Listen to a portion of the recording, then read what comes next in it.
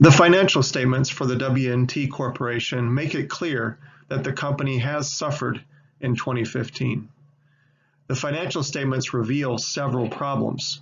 It is important, however, to conduct a thorough analysis in order to discover the key drivers of financial performance. This presentation addresses what happened in 2015 and where the company should focus in the coming year. The assumption is that everyone has a copy of the W&T financial statements. An initial summary of financial statements expose clear problems. Sales declined in 2015, which is a big deal, and which drove a decline in both profits and profit margins. The company also added much less economic value than in the past, and shareholders weren't happy. The price of the shares dropped by half, which drove a decline in the price-to-earnings ratio and the price-to-book ratio, all of which meant that the new employee, Elizabeth Arce, received a much smaller bonus. It should be noted, however, that gross profit margins actually improved in 2015 from 2014, which contributed to gross income remaining steady. The decline in operating income and operating profit margin will be addressed shortly. These problems strongly indicate that W&T must give attention to marketing and sales.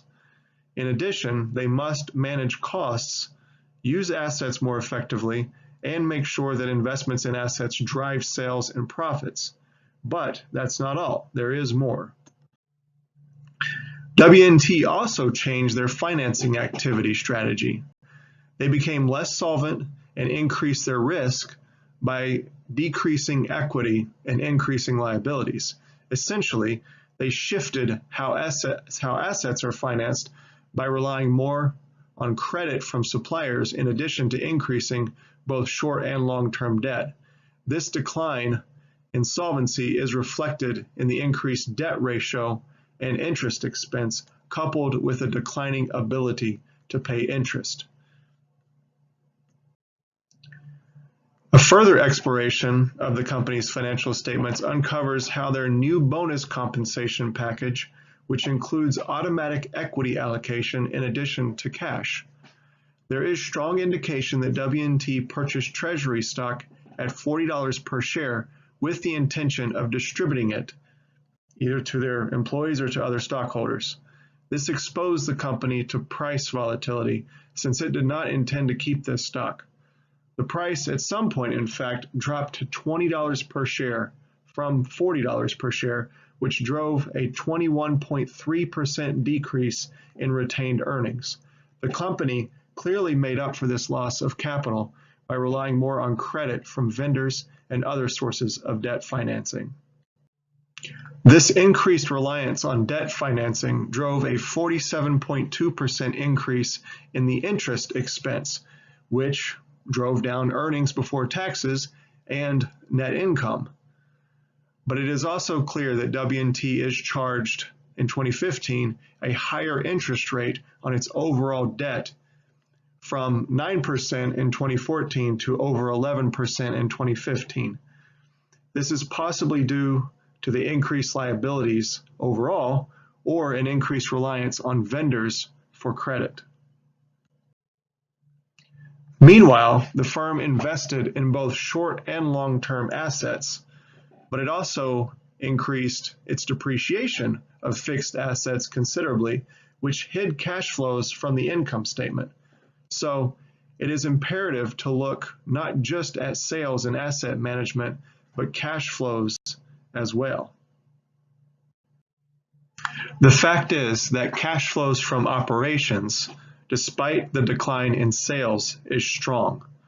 The firm generated a positive $695,000 in cash flows from operational activities and $665,000 in free cash flows, much of which was used to pay the higher interest expense and cover the cost of lost share value when the firm participated in stock market transactions.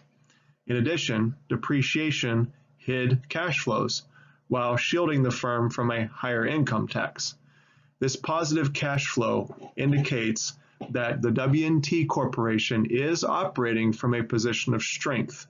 Although sales declined, the firm is not showing signs of operational red flags. In fact, the income statement shows that selling, general, and administrative expenses declined 6.2%, by more than sales declined.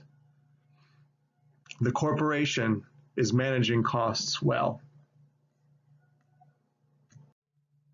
So, 2015 was not the best year for W&T. However, although sales need to be addressed in every possible scenario, it must be noted that the firm is in a strong cash position, a position that can be leveraged to rebalance liabilities and equity, possibly increase dividends to prove the value of the firm to shareholders, and invest in customers and sales.